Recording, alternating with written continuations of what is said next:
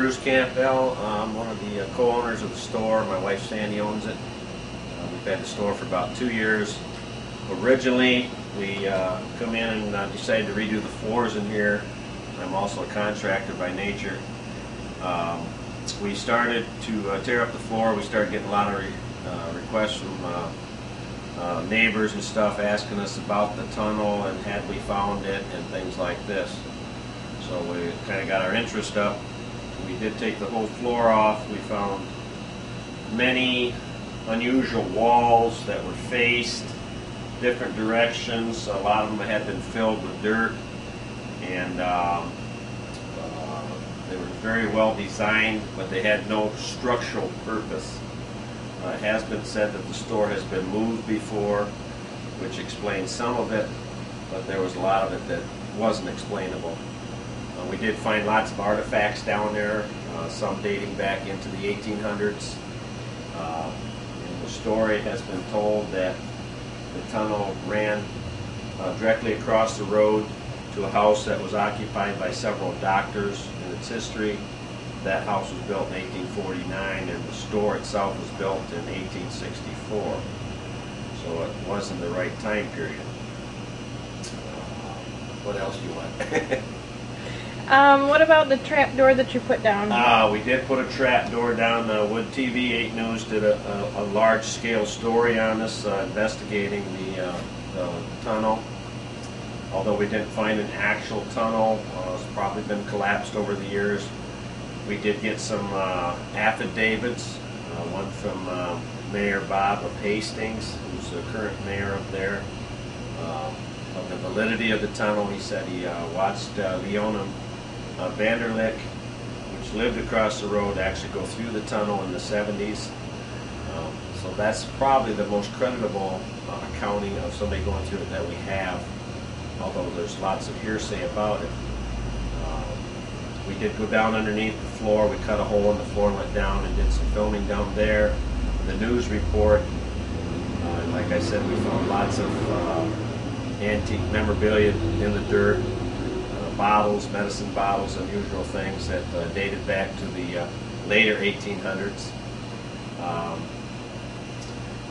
Then also, you want me to talk about my mother's Yeah. in Prairieville. My mother, who was originally, we were raised in Prairieville, Michigan. She told of a tunnel at the other end of our town. It was a one-street town, that she had seen. It was in a friend's house that went underneath the road and across the road to a very prominent house in Prairieville. I personally didn't see that, but my mother swears to it to this day that there's a tunnel there. What color was the house that it went across to? The one in Prairieville originally was a green-sided house, and it went across to a big brown house that had a big wraparound porch. Now, several years ago, that porch was dismantled and they made it into cement, and it's all been cemented in and stuff. It's probably the largest house in the town, I think. Very nice house. Now, with the tunnel, and it had did it have coal chute doors on the tunnel?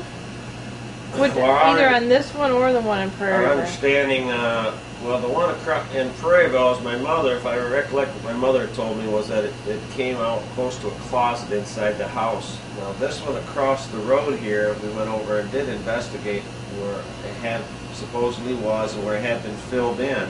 There was a big pile of dirt there, like the people had told us, from where it was filled in.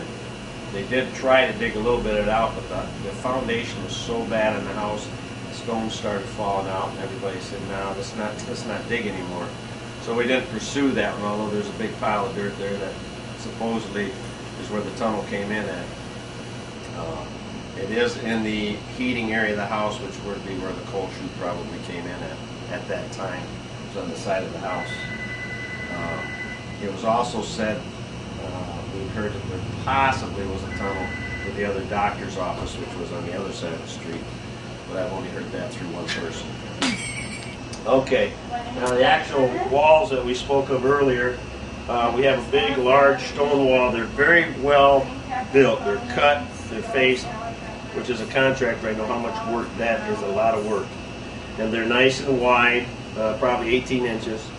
One runs all the way through here. It does not support anything. We have another one that runs up front over here. And we have one over here, same way.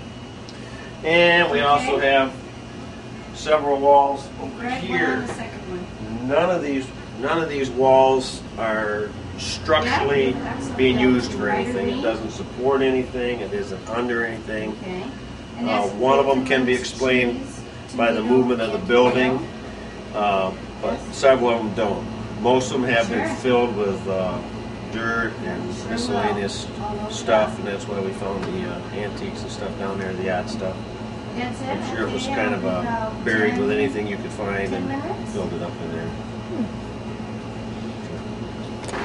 Across the road here was the house. This house was, I believe, the first house in town, 1849.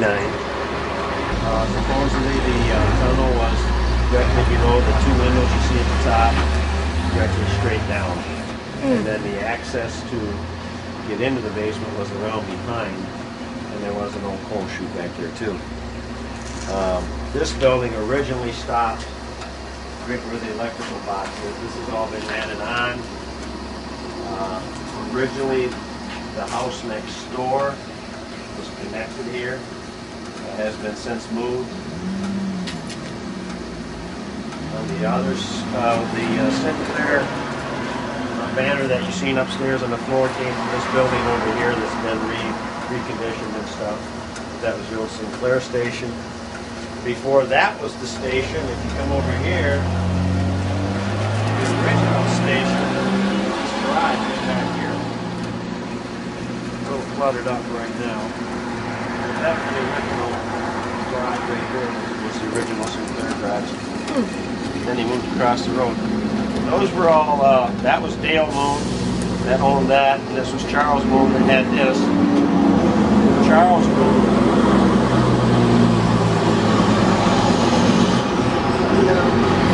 Charles Moon was the owner's father.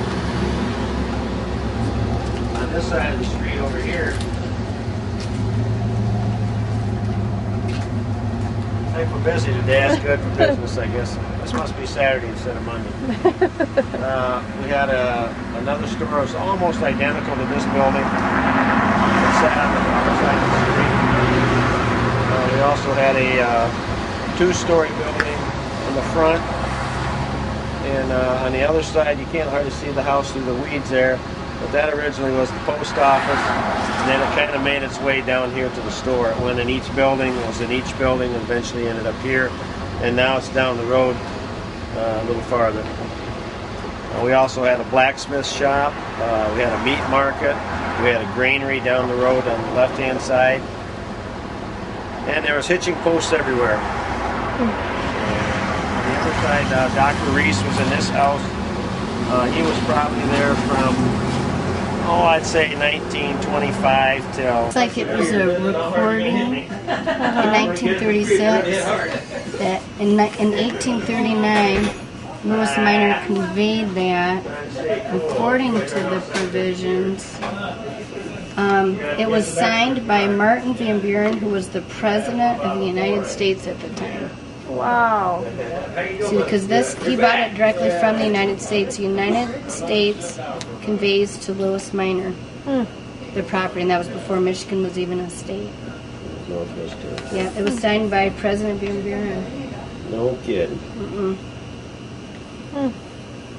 Acting recorder, General. That's amazing.